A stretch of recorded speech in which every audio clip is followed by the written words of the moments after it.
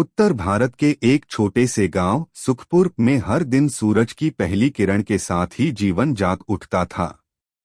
उसी गांव में रामू नामक एक ईमानदार, मेहनती और गरीब किसान अपनी पत्नी गोमती और बेटे मोहन के साथ रहता था। रामू गरीब था, परंतु उसके मन में दूसरों की मदद करने की एक स्वाभाविक भावना थी। रामू सुबह जल्दी उठकर अपने छोटे से खेत में काम करता और जो थोड़ा बहुत अन्न उपजता उसी से अपना और अपने परिवार का पेट पालता।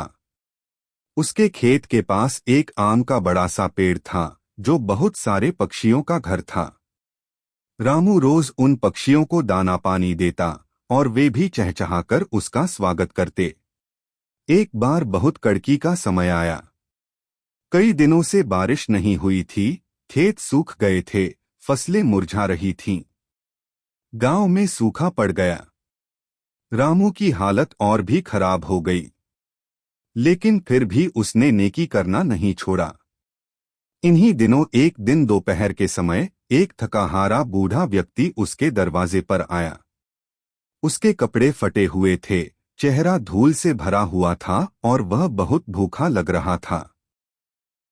रामू ने बिना एक पल गवाए उसे अपने घर में बिठाया, पानी पिलाया और घर की आखिरी रोटी भी उसके सामने रख दी।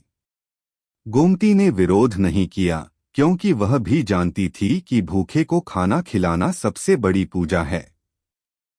बूढ़ा व्यक्ति मुस्कराया और बोला, बेटा, तूने आज भूखे को भोजन दिया, मैं तुझे आशीर्वाद देता हूँ। तेरा यह उपकार कभी व्यर्थ नहीं जाएगा। रामू ने विनम्रता से सिर झुकाया और कहा, बाबा, मैंने जो किया वह अपना कर्तव्य समझकर किया है। बूढ़ा व्यक्ति मुस्कुराता हुआ चला गया, लेकिन किसी को नहीं पता था कि वह कोई साधारण व्यक्ति नहीं था। अगले कुछ महीने और कठिन बीते। फसल पूरी तरह से खराब हो गई। गांव में भूख फैलने लगी। कई परिवार गांव छोड़कर शहर चले गए। रामू ने गांव नहीं छोड़ा। वह रोज पेड़ के नीचे बैठकर सोचता कि कैसे परिवार को बचाया जाए। एक रात जब सब सो रहे थे, रामू को सपने में वही बूढ़ा व्यक्ति दिखाई दिया। उसने कहा, रामू, सुबह उठकर उस आम के पेड़ के नीचे खुदाई करना, तुझे नेकी का फल मिलेगा। सुबह होते ही रामू जल्दी उठा और कुदाल लेकर पेड़ के नीचे खुदाई करने लगा। कुछ ही देर में उसे एक लोहे की संदूक मिली। उसने जब संदूक खोला तो उसमें सोने चांदी के सिक्के भरे हुए थे। उसकी आंखें फटी की फटी रह गईं। रामू ने भगवान का धन्यवाद किया और वह दौड़ता हुआ गोमती को बुलाने गया। रामू के पास अब खूब धन था, लेकिन उसने उसका दुरुपयोग नहीं किया। उसने पहले गांव के मंदिर में चढ़ावा चढ़ाया, फिर गांव के गरीबों के लिए अनाज, कपड़े और पानी की व्यवस्था की। स्कूल की हालत बहुत खराब थी, तो रामू ने उसमें सुधार करवाया। उसने नए कुएं खुदवाए ताकि भविष्य में सूखा न पड़े। उसने अपने खेतों में गरीबों को काम पर रखा ताकि वे रोजी कमा सकें।